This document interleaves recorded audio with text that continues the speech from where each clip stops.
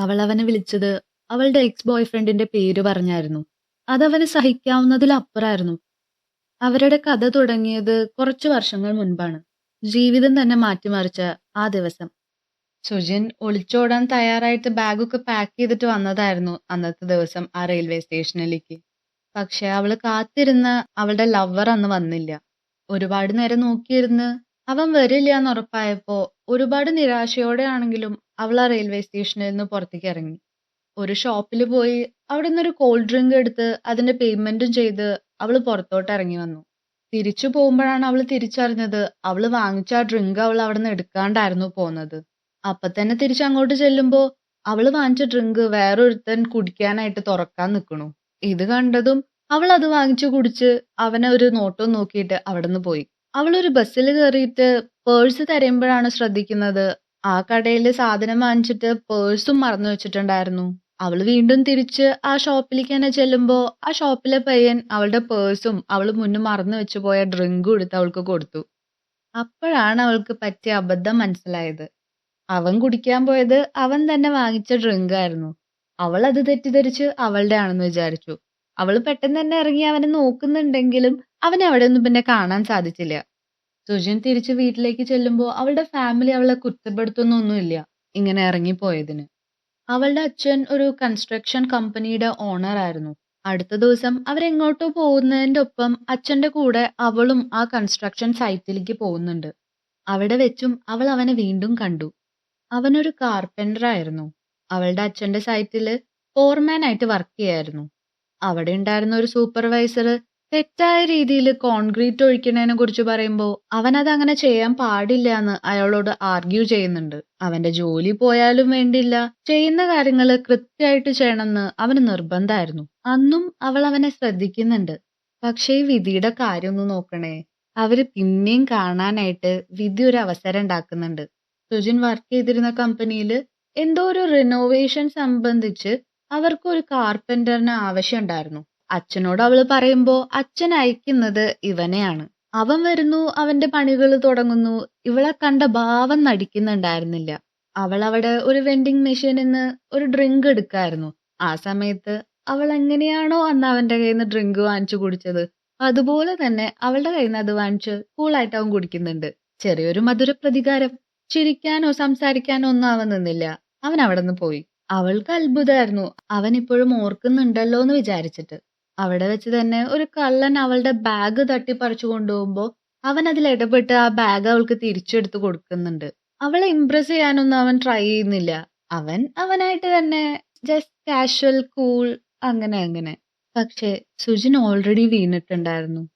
അവൾ ഓരോ അവസരങ്ങൾ ഉണ്ടാക്കി അവനെ കാണാൻ ശ്രമിച്ചുകൊണ്ടിരുന്നു. അവനൊരു സാധാ വർക്കർ ആണെന്നുള്ള കാര്യമൊന്നും അവളെ അലട്ടിക്കൊണ്ടിരുന്നില്ല. അങ്ങനെയിരിക്കെ ഒരു ദിവസം അവൾ അവളുടെ ഫ്രണ്ട്സുമായിട്ട് മനഃപൂർവ്വം ഇവനെ കാണാൻ വേണ്ടി തന്നെ ഒരു സ്ഥലത്തേക്ക് പോയി അവനായിട്ടൊക്കെ സംസാരിച്ചുകൊണ്ടിരിക്കുമ്പോ അവൻ അവൾക്കൊരു ഡ്രിങ്ക് ഓഫർ ചെയ്തിട്ട് പറയുന്നുണ്ട്, നീ ഇത് കുടിക്കുകയാണെങ്കിൽ നമുക്ക് ഡേറ്റ് ചെയ്യാം, അല്ലെങ്കിൽ നമുക്ക് സ്ട്രേഞ്ചേഴ്സ് ആയിട്ട് ഇരിക്കാം. അവൾ അതൊരു തുള്ളി പോലും ബാക്കി വെക്കാണ്ട് കുടിച്ചു. അങ്ങനെ അവിടെയായിരുന്നു എല്ലാത്തിന്റെയും തുടക്കം. അവരുടെ പ്രണയം ഒട്ടും ലൗഡല്ല. അത് ശ്രദ്ധിക്കുമ്പോ ഭയങ്കര ക്വയറ്റാണ്. ചെറിയ ചെറിയ നോട്ടങ്ങളും ആ സൈലൻസിൽ എന്തൊക്കെയോ ഉള്ള പോലെയാണ്. രണ്ടുപേരും ഒരുപാട് തമ്മിൽ സ്നേഹിച്ചിരുന്നു. അയ്യോ, അവന്റെ പേര് പറഞ്ഞില്ലല്ലോ. ചുൽസു. ചുൽസുവിന് ഒരു ആർക്കിടെക്റ്റ് ആവണം എന്നായിരുന്നു ആഗ്രഹം. അവൻ അതിനു വേണ്ടി പഠിച്ചുകൊണ്ടിരുന്നിരുന്നു. അതിന്റെ എക്സാം ആയിട്ടുണ്ടായി.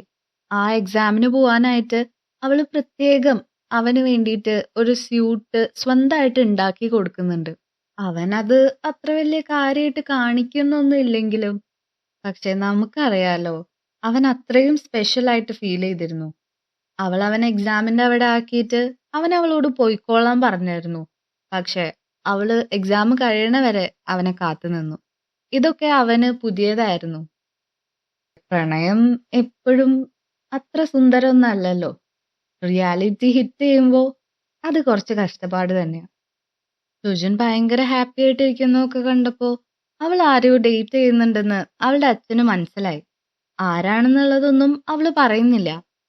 പക്ഷെ അച്ഛൻ അവനെ മീറ്റ് ചെയ്യണമെന്ന് അവളോട് പറയുന്നുണ്ട്. അവൾ ഇക്കാര്യം അവനോട് പറയുമ്പോ അവൻ ഒരു പൊടിക്ക് സമ്മതിക്കുന്നില്ല. കല്യാണം കഴിക്കണമെങ്കിൽ വീട്ടുകാരെ കാണാണ്ട് പറ്റില്ലല്ലോന്നാണ് അവള് ചോദിക്കുന്നത്. പക്ഷേ അവൻ അങ്ങനൊരു കാര്യത്തെക്കുറിച്ച് ചിന്തിക്കുന്നു പോലും ഉണ്ടായിരുന്നില്ല. കാരണം അവനറിയായിരുന്നു അവൻ എവിടെയാണ് നിൽക്കുന്നത്, അവൾ എവിടെയാണ് നിൽക്കുന്നത്. അവൻ അവനെ തന്നെ പറയുന്നത് ഒരു യാചകനായിട്ടാണ്. അവളൊരു രാജകുമാരിയും. ഇതൊന്നും ഒരിക്കലും ശരിയാവില്ല എന്ന് അവനറിയായിരുന്നു. ഒരു ദിവസം അവള് അവനുമായിട്ട് ഡിന്നറിന് പോയി. ആ ദിവസം അവൾ അവളുടെ ഫാമിലീനെയും അങ്ങോട്ട് വിളിച്ചിട്ടുണ്ടായിരുന്നു. പക്ഷെ അവനോട് പറയാണ്ട്. അവൻ അവരെ കണ്ടപ്പോൾ പെട്ടെന്ന് ഷോക്കായി. അവൻ അതിനൊട്ടും റെഡി ആയിരുന്നില്ല. അവിടുത്തെ സിറ്റുവേഷൻ ആകെ ഓക്വേർഡായി. അവൾ ഇത്രയും പ്രശ്നമാവുമെന്ന് വിചാരിച്ചിട്ടുണ്ടായിരുന്നില്ല. അവൾ ഇങ്ങനെ ചെയ്തത് അവനും ഇഷ്ടായില്ല. അവളുടെ അച്ഛനും ചുൽസു ആണ് ആളെന്ന് അറിഞ്ഞപ്പോ അത് താല്പര്യം ഉണ്ടായിരുന്നില്ല. ആകെ ഒരുമാതിരി വല്ലാതെയായിട്ട് അവൾ അവിടുന്ന് വാഷ്റൂമിലേക്കെന്ന് പറഞ്ഞിട്ട് പോയി. അവളുടെ അച്ഛൻ അവനെ ഇൻസൾട്ട് ചെയ്യണ പോലെ ഓരോ ചോദ്യങ്ങൾ ചോദിക്കാൻ തുടങ്ങി. അവന്റെ ബാക്ക്ഗ്രൗണ്ടിനെ കുറിച്ചും ഫാമിലിനെ കുറിച്ചും എല്ലാം.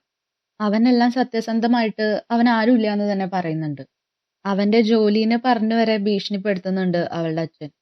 അവൻ അവരോട് സോറി പറഞ്ഞിട്ട് അവളുടെ ലൈഫിൽ നിന്ന് മാറിക്കോളാം എന്ന് പറയുന്നുണ്ട്. അവന്റെ ജോലി പോകുന്നു പേടിച്ചിട്ടോ അവൻ അവളെ സ്നേഹിക്കാഞ്ഞിട്ടോ ഒന്നും ആയിരുന്നില്ല. പക്ഷേ അവനേക്കാൾ നല്ലൊരാളെ അവൾ ഡിസേർവ് ചെയ്യുന്നുണ്ടെന്ന് അവൻ വിശ്വസിച്ചിരുന്നു. വാഷ്റൂമിലേക്കെന്ന് പറഞ്ഞിട്ട് പോയ സുജിൻ പുറത്തേക്ക് ഇറങ്ങി മഴയിൽ അവള് തലചുറ്റി വീണിട്ടുണ്ടായിരുന്നു. അവളെ കണ്ടതും അപ്പൊ തന്നെ എടുത്തോണ്ട് ചുൽസു ഹോസ്പിറ്റലിലേക്ക് ഓടി. ആ ഒരു നിമിഷം അവളുടെ അച്ഛന് മനസ്സിലായി ഇത് വെറും ഒരു ഇൻഫാക്ച്വേഷനോ മറ്റൊന്നുമല്ല, അവർക്ക് തമ്മിൽ ഇത്രയും സ്നേഹമുണ്ടെന്ന്. ആ സമയത്ത് ഉണ്ടായ സ്ട്രെസ് അവൾക്ക് അത്രയും താങ്ങാൻ പറ്റാണ്ടാണ് അന്ന് അവൾ അവിടെ വീണുപോയത്. അതിനുശേഷം അവർ രണ്ടുപേരും കല്യാണം കഴിച്ചു. അവന് ആർക്കിടെക്ചറിൽ ലൈസൻസ് കിട്ടി. അവന് വലിയ വലിയ പ്രോജക്ട്സ് ഒക്കെ കിട്ടാൻ തുടങ്ങിയിട്ടുണ്ടായിരുന്നു. അവളുടെ അച്ഛനും അവനെ അതിൽ ഹെൽപ്പ് ചെയ്തിരുന്നു. എല്ലാം വളരെ പീസ്ഫുൾ ആയിട്ട് പോയിക്കൊണ്ടിരിക്കുകയായിരുന്നു. പക്ഷേ ചില കാര്യങ്ങൾ സംഭവിക്കാൻ തുടങ്ങിയിട്ടുണ്ടായിരുന്നു. അത് അവരുടെ ലൈഫിനെ തന്നെ മാറ്റിമറിക്കുന്നതായിരുന്നെങ്കിലും അതവർ ശ്രദ്ധിക്കാതെ വിട്ടുപോയി. സുജിന്റെ മറവി ദിവസം പോകുന്തോറും കൂടി വന്നു. ചെറിയ ചെറിയ കാര്യങ്ങള്. അവൾ എന്തിനാ ഫ്രിഡ്ജ് തുറന്നത്?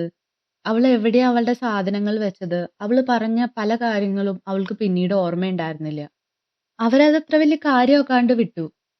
പക്ഷേ അവൾക്ക് അവളുടെ വീട് തന്നെ തിരിച്ചറിയാൻ പറ്റാത്തൊരവസ്ഥ വരെ എത്തി. അവള് വീട്ടിലേക്ക് തിരിച്ചെത്താനും വീടിന്റെ മുന്നിലെത്തിയാൽ ഇത് എന്റെ വീട് തന്നെയാണോ എന്നുള്ള വരെ ചിന്തകൾ വന്നു തുടങ്ങിയപ്പോ അത് അവളെ പേടിപ്പിക്കാൻ തുടങ്ങി. അവളൊരു ഡോക്ടറിനെ കൺസൾട്ട് ചെയ്തു. പല ടെസ്റ്റുകളുടെ അവസാനം ഡോക്ടർ ആ കൺക്ലൂഷനിലേക്ക് എത്തി.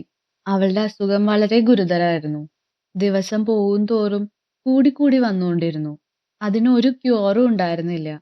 മരുന്നുകൾക്ക് അവളുടെ പ്രോഗ്രസ്സിനെ ചെറുതായി കുറയ്ക്കാൻ മാത്രമേ സാധിക്കുള്ളായിരുന്നു. അല്ലാണ്ട് ആ രോഗത്തെ കംപ്ലീറ്റ് ആയിട്ട് മാറ്റാനായിട്ട് പറ്റില്ലായിരുന്നു. അവൾക്ക് ഡിമെൻഷ്യ ആയിരുന്നു. ഇനി പോകെ അവൾക്ക് ആരെയും ഓർമ്മയില്ലാതെയാവും. അവളുടെ ഫാമിലീനെ, ഫ്രണ്ട്സിനെ, എന്തിനേറെ പറയുന്നു അവൾ അവളെ തന്നെ മറക്കുന്ന ഒരു സാഹചര്യത്തിലെത്തും. ഈ ഒരു ചെറിയ പ്രായത്തില് ഇത്രയും വലിയൊരു അസുഖം അവൾക്ക് വന്നു എന്നത് അവൾക്ക് വിശ്വസിക്കാൻ സാധിക്കുന്നുണ്ടായിരുന്നില്ല. അവൾ തകർന്നു പോയിരുന്നു. ഡോക്ടർ ആവശ്യപ്പെട്ടതനുസരിച്ച് അവൾ അവളുടെ ജോലി ക്വിറ്റ് ചെയ്യുന്നുണ്ട്. ചുൽസുവിനോട് രോഗത്തിനെ കുറിച്ചൊന്നും പറയുന്നില്ല. ജോലി ക്വിറ്റ് ചെയ്യുന്ന കാര്യം പറയുമ്പോൾ അവൻ വിചാരിക്കുന്നത് അവൾക്ക് ജോലിക്ക് പോകാൻ താല്പര്യമില്ല, റെസ്റ്റ് ആവശ്യമുള്ളതുകൊണ്ടായിരിക്കാം എന്നേ വിചാരിക്കുന്നുള്ളൂ. അവള് പിന്നീട് അങ്ങോട്ട് വീട്ടിലിരിക്കാൻ തുടങ്ങി. അവളുടെ മെമ്മറി പല ദിവസവും പലതരത്തിലായിരുന്നു. ചില ദിവസം നോർമൽ ആയിരിക്കും, ചില ദിവസങ്ങളിൽ അവൾക്കൊന്നും മനസ്സിലാവില്ല. അവളുടെ പാസ്റ്റിലെ ആരെങ്കിലും കാണുമ്പോൾ അവൾക്ക് ഇത് ഏത് വർഷമാണെന്നോ ടൈമിനെ കുറിച്ച് വരെ അവൾ കൺഫ്യൂസ്ഡ് ആയിരുന്നു. ഇത് അവനും ശ്രദ്ധിക്കുന്നുണ്ട്. അവള് ഡോക്ടറിനെ കാണുന്നുണ്ട് എന്നുള്ള കാര്യം അവൻ അറിയായിരുന്നെങ്കിലും ഡോക്ടർ അവൾക്ക് ഇങ്ങനൊരു ഇഷ്യൂ ഉണ്ടെന്നുള്ള കാര്യം ഡയഗ്നോസ് ചെയ്തത് അവനോട് പറഞ്ഞിട്ടുണ്ടായിരുന്നില്ലല്ലോ.